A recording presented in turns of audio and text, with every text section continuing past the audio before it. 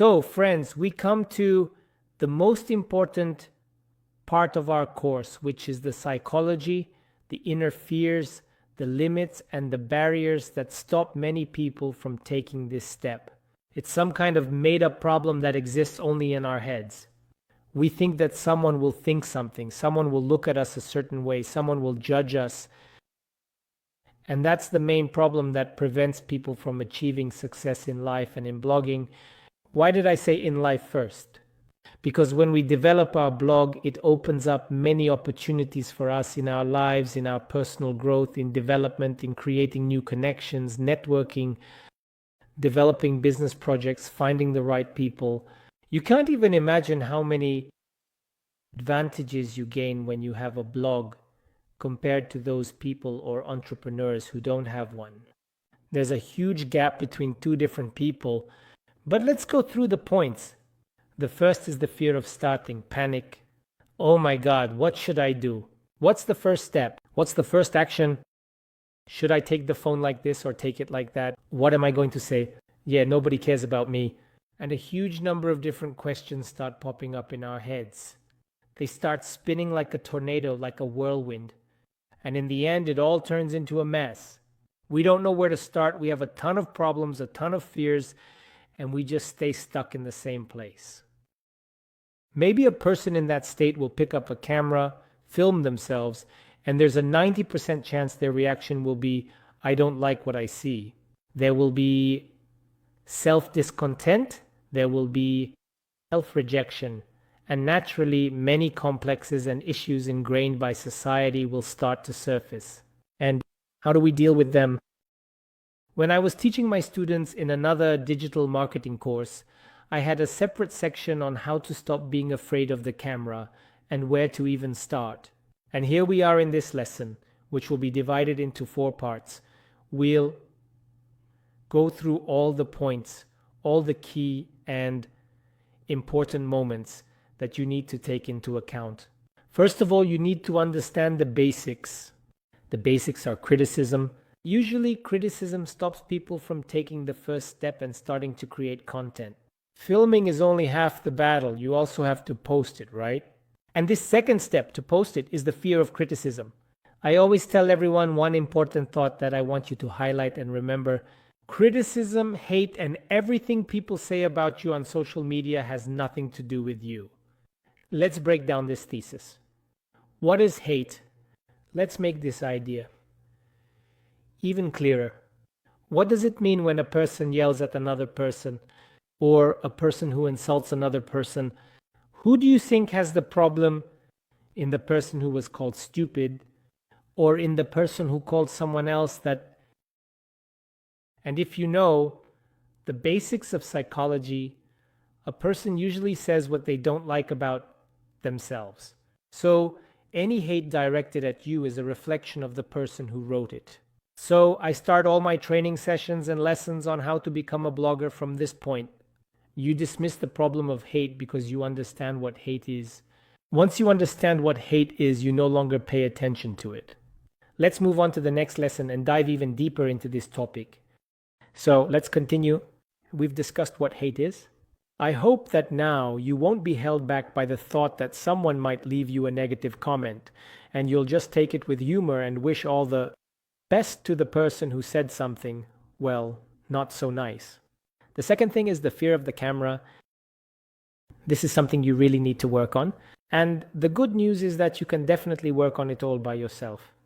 It's absolutely not really a big deal at all. It's just a matter of habit. You know, getting up at 5 a.m. may seem uncomfortable. But when you get up at 5 a.m. for a month, it becomes routine. And when you do it for 6 months, it becomes your identity. Accordingly, you can't even imagine how you can wake up at 6 a.m. or 9 a.m. because you have already formed a certain habit. Well, the good news is that working with a camera is the same habit. And I recommend to everyone that to start working on the camera and creating content, you first set up the camera and just start systematically recording content. You don't even have to publish it. You can even not watch it. You don't even have to publish it. You don't even have to watch it. The most important thing is to just approach the camera, hit the record button, and say some thought into it. After that, You can delete the file or keep it as a memory to look back on in a year, see where you started. Trust me, this video will be great content when you become a popular blogger and have an audience. Your audience will be interested to see who Harry was, for example, 10 years ago when he was just starting his blogging journey. So, after doing this exercise for a week or two, you'll start to feel more confident. This will be the first step because next you'll have to start filming in public places. And this really becomes the second step, and it's quite a challenging one, to be honest. Different people can have different issues when it comes to filming in public places. For example, some people are afraid of what others will think of them, but that probably relates a bit to the first point we discussed, for other people. And I'm one of them. It's the focus that gets thrown off. I feel really uncomfortable talking on camera if someone is standing nearby watching or discussing something. It always throws me off. So one solution is to start filming in less crowded places at first. One option that can help you is a support group. Someone nearby whom you trust, who supports you, and who respects what you're doing. Trust me, it really boosts your energy when there's someone next to you, and you're in a crowded place, but you have a little entourage of people who are your support group. It really helps a lot. So, these techniques will help you deal with the issues related to the camera. It's not scary, you don't need to be afraid of it. Moreover, at some point, you'll be taking the camera, holding it out in your hand, and recording content from a first-person perspective. I mean, not from a first-person perspective, but in selfie mode, and at some point this will become a routine for you. You'll start to instinctively grab the camera and share something. And in general, here's a tip, just to get ahead a bit. Always keep your phone handy. You never know when an event might happen that could turn into real content. For example, on Samsung phones, what I like is that if you double tap the power button, the camera mode turns on right away, and you can start recording immediately. This has saved me more than once, and I've filmed content that I could later edit in CapCut and fill in the missing parts. This is how you develop blogger reflexes, which will help you react quickly in the future and not miss out on interesting stories and events happening around you. And the last point I'd like to touch on in this part of our course, confidence. It's important to develop inner confidence in yourself. It's important to learn how to radiate energy. There are days when your inner state goes down. You feel down, you have no motivation, no desire, no energy. In those moments, I recommend you to first boost your energy. For everyone, it's something different. For some, it's sports. For others, it's a chocolate bar. For someone else, it's some kind of entertainment. And for others, it's hanging out with friends. First, boost your inner energy. Viewers really pick up on that. If you're feeling down when your inner resources are low, then chances are this video will come across to viewers not quite the way you want it to. As a result, the views and audience engagement will be much worse. You shouldn't do blogging just for the sake of it, just to make and publish a video today. Believe me, you won't be able to achieve the results you dream of. An important tip when you're filming a video is to always look at the camera. I'll give you a simple example of how this works, and you'll be able to see for yourself that I'm telling you the truth. Right now, I have direct eye contact with you. You can only achieve that when, while talking to the phone, or in my case the camera, I look straight at the point, right into the camera. Accordingly, you see my eyes. I unfortunately do not see yours, but this allows me to maintain eye contact with you.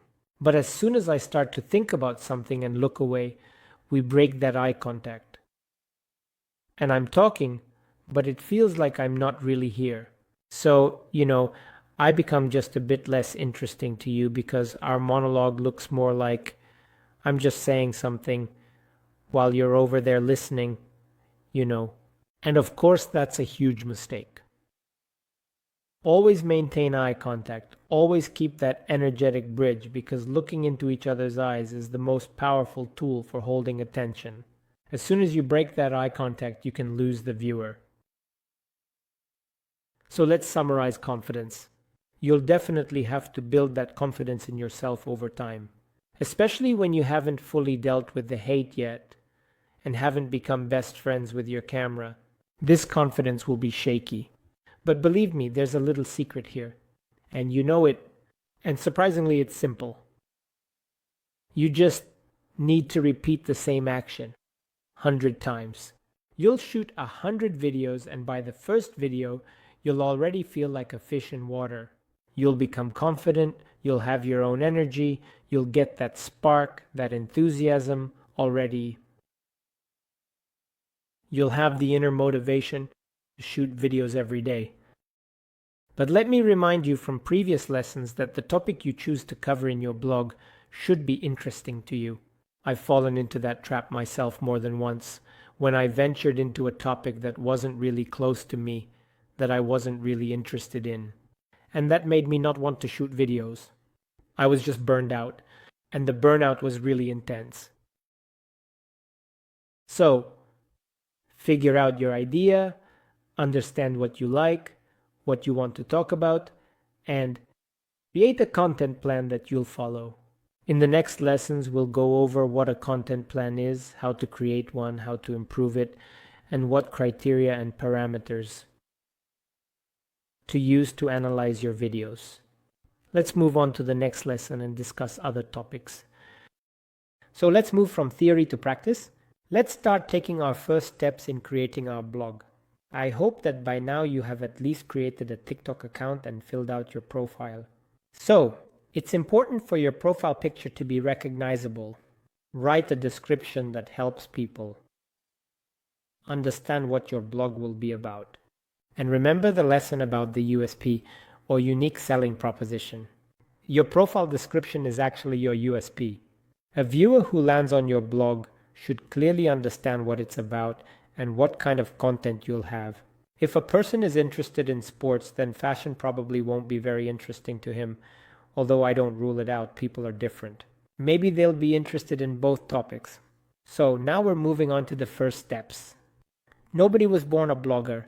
Everyone becomes a blogger through these steps that we will take together. So, every person has absolutely equal chances to succeed in this, and for some reason, I'm confident that your chances are just as good. So, the first step is to think about the idea for your blog. We talked about this earlier. Let's now take a piece of paper and write down what we like. What are we ready to talk about 24/7? What expertise, knowledge, and experience we have that we want to share. Take all these factors into account and try to write down 4 or 5 potential topics for your blog. Once you've decided on a theme, the next step is to figure out what format your content will take. The format can be sketches, video sketches, it could be humor, it could be educational content, or just a demonstration set to music. There can be various trends adapted to your theme. There are a lot of different formats you can choose from. You need to pay maximum attention to this stage, because this is the very important preparatory work you'll be starting with. Once you've carefully figured out these points, take a piece of paper next to you and write down topics. 10 to 15 topics, and more if needed. You take the blog topic, and under that blog theme, you start writing down specific topics. By topics, I mean if we're talking about sports, the main theme of our blog. So we take and write down the topics: nutrition, workouts, outdoor training, home workouts, workouts for moms on maternity leave, and so on.